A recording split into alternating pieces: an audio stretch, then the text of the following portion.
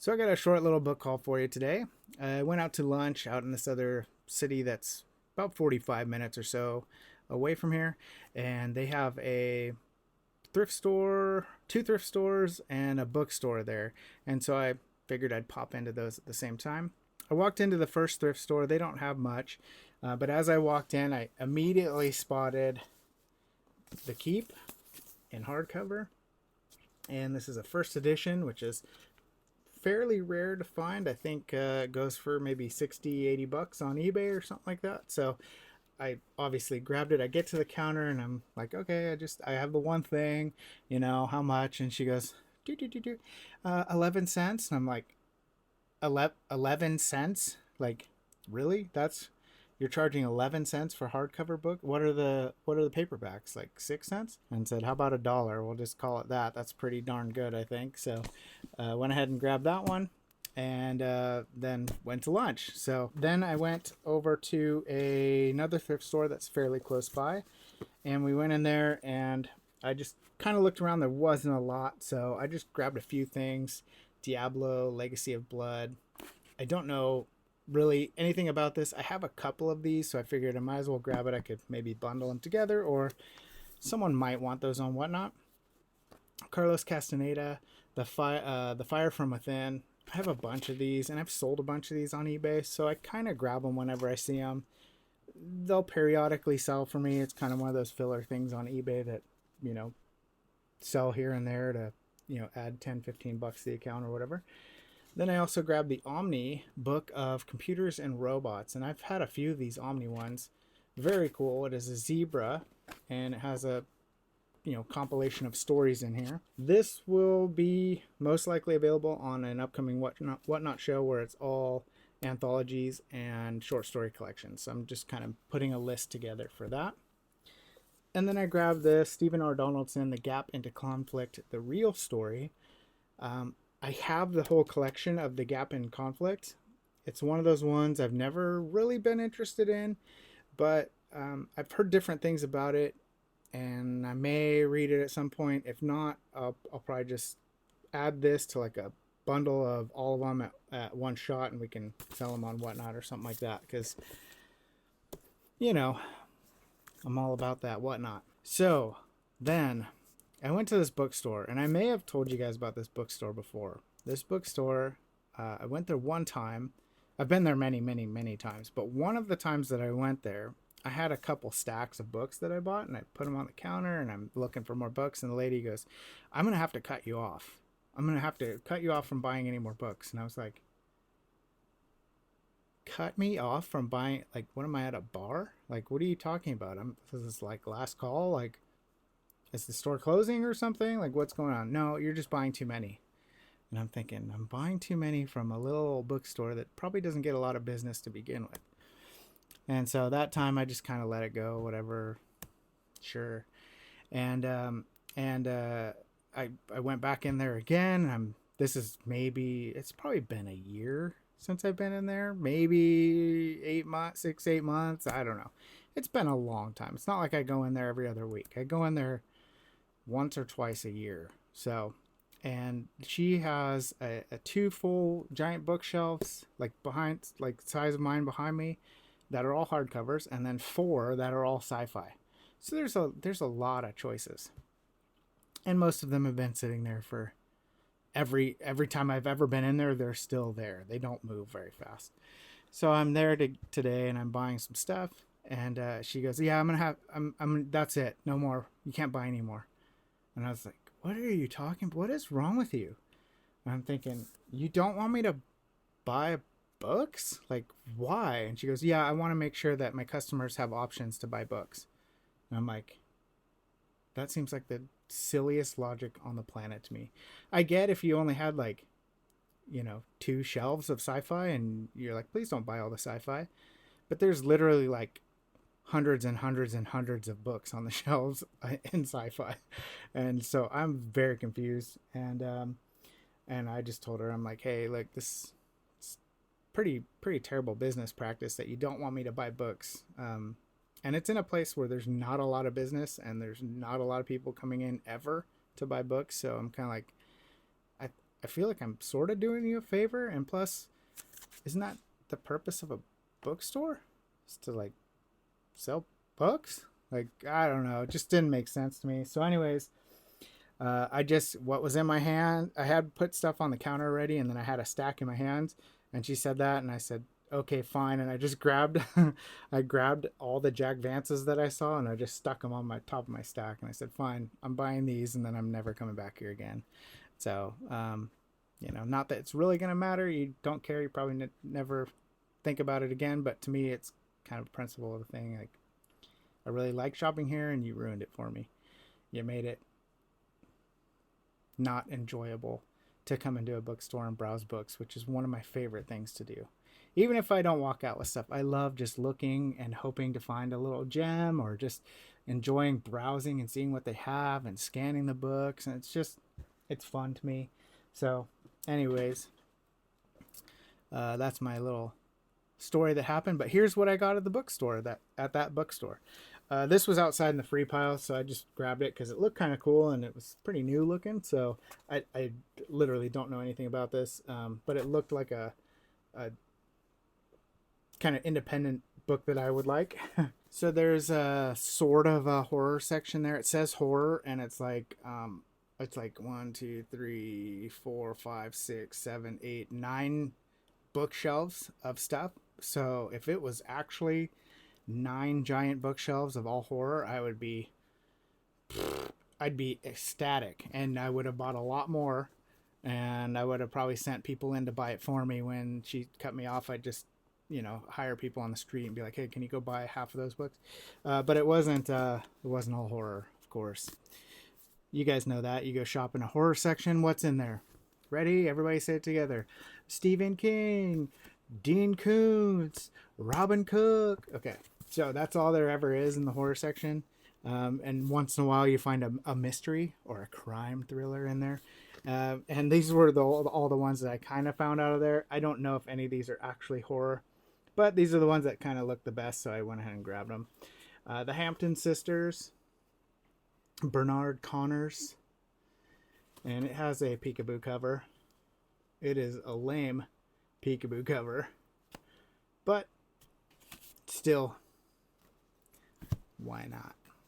I grabbed Possession, Peter James. This one actually is a Dell horror, so not a step back or peekaboo cover. And the prices are good there. I mean, this is $2.25. That's decent, right? The Messenger, Mona Williams. I think some of the hardcovers are a little pricey because she just takes what it was originally and then cuts it in half. So like a lot of the hardcovers are like $28. So then they're like, 14, or maybe she does a little discount. But still, I kind of feel like when I do that and I'm paying a little more than I normally would on a hardcover, but I'm paying a little less on the paperbacks, that's fine. Or like I just picked up The Keep around the corner, and that one's a $60, $80 book, and I paid $1 for it. So I'm fine with stuff like that because it all kind of balances out as long as I'm not overspending on everything, The Trespasser by Melvin Weiser, and I have this one already. That's why I picked it up. So I thought somebody else might want it, and I'll pass that along. Jack Curtis Glory. It's kind of a cool cover. This is an onyx, and I think it's just a thriller, murder mystery thriller kind of thing, but that's okay. Shaitan, Max Elrich, author of The Reincarnation of Peter Proud. It's a novel of reincarnation, it says, and this is Tor Occult. So that one's a little closer to the horror aspect of things. And I thought it was signed in there for a second. Invisible Fire I also have by Pat Graverson. This is a Fawcett. It says fiction, but I know it's classified as a Fawcett horror. So that one is part of it. Satan's Chance by Alan Ross Schrader. This is an Ace. And that's categorized as horror. I wasn't sure about this one, but I didn't have time to really look it up, so I was getting pressured to stop buying at that point already. She was already asking, so where are you from? Why are you here? Like hovering over, asking, where did you come from? Where did you drive up here from? Why are you buying all the books? And it's like, okay, lady. Like, I read a lot, but what does it matter? I'm buying from you. Okay, I'll stop. All right. So, The Ship Killer by Justin Scott.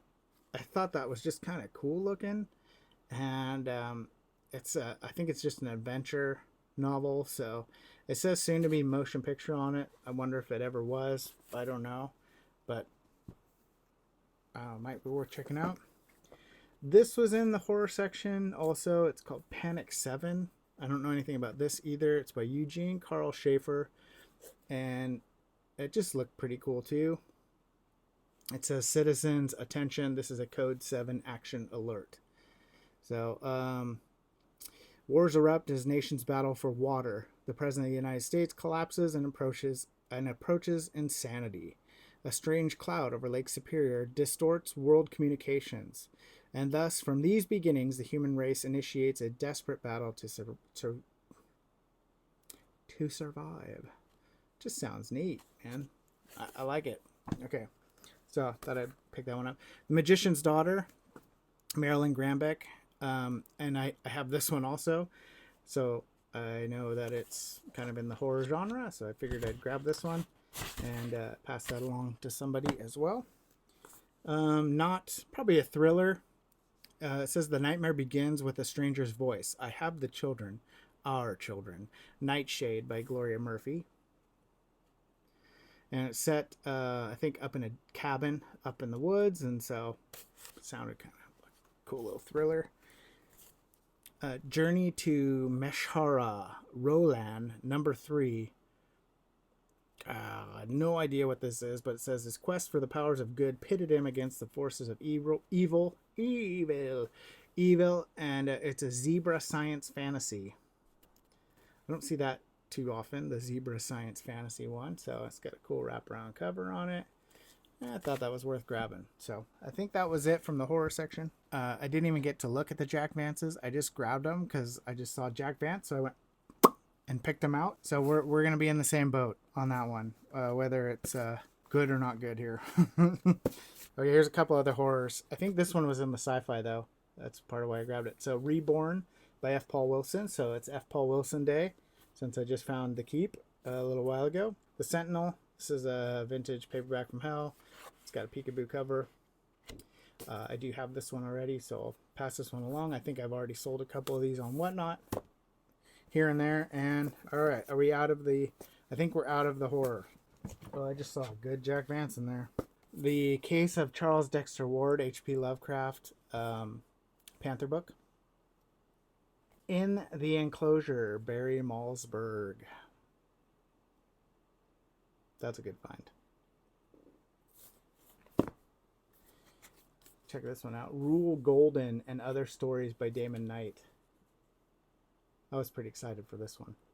Atar the Merman, War of Nerves and Atar's Revenge by Robert Graham.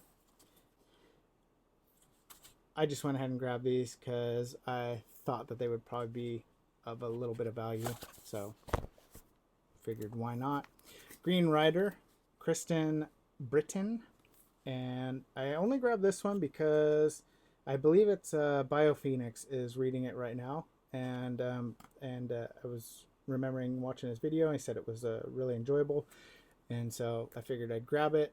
I am not a fantasy reader, but I'm sure somebody else would also want to read it. So I just snagged it in case someone wanted to have that one for themselves. If you don't know, Biophoenix has a YouTube channel as well you should check out. I'll link it down. Or I'll put the link in the description. Nebula Award winner Vonda N. McIntyre, The Exile Waiting. I don't find Vonda McIntyre very often. If I do, it's usually Dream Snake. And so when I see something different that I'm not familiar with, I usually grab it. So, okay, Mandrill. This is a chilling novel of man's spaceborne origins by Richard Garner. This one I actually have 2 copies of already, but both copies are pretty destroyed. I think the one copy that I have, the whole front is ripped off, and the other copy I have, the whole back is ripped off.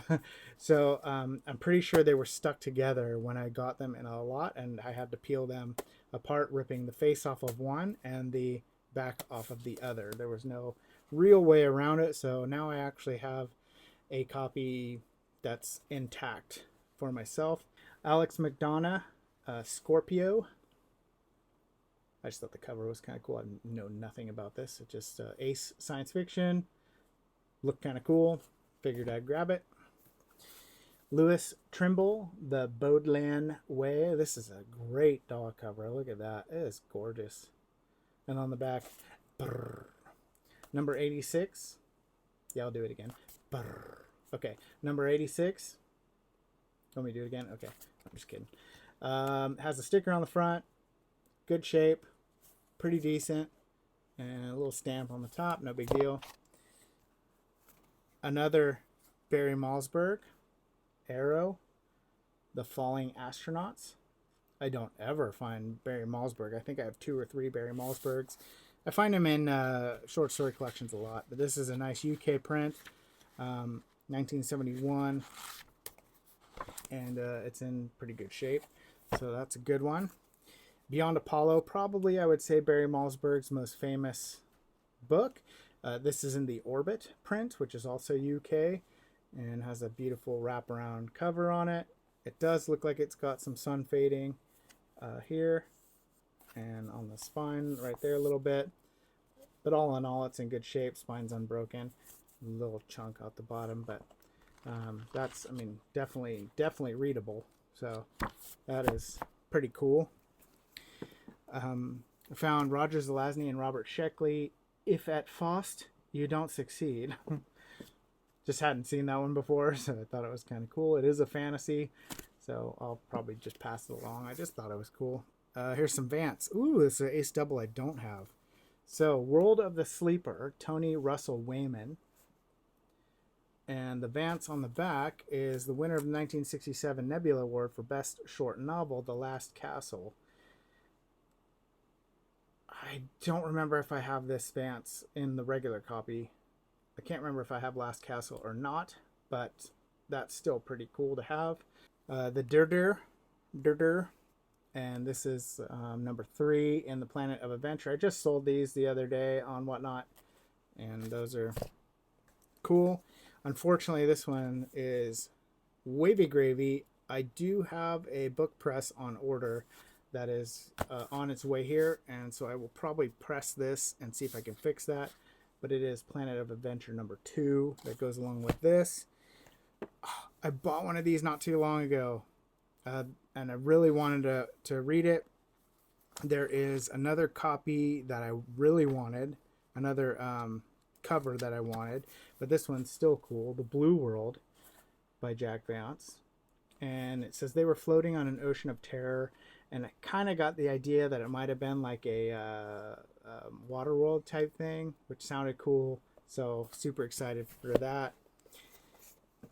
I have this one already, so I'll pass this one along. Son of the Tree by Jack Vance. It's in really good shape. And Houses of Ism.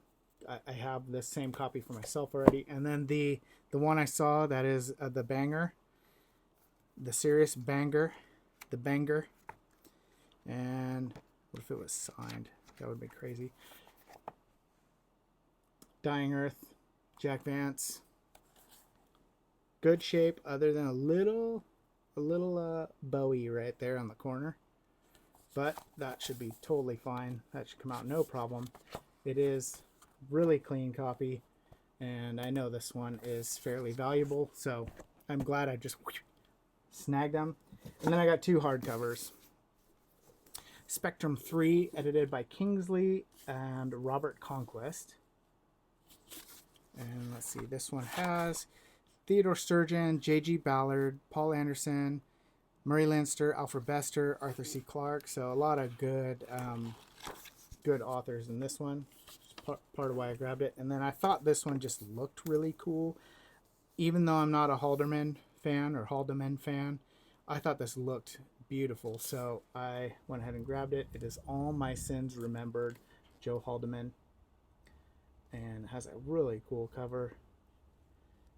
We got some cheeks there, and all around good shape. So that was it. I just wanted to rant about my experience with that lady and just be done with it and not have to worry about it anymore.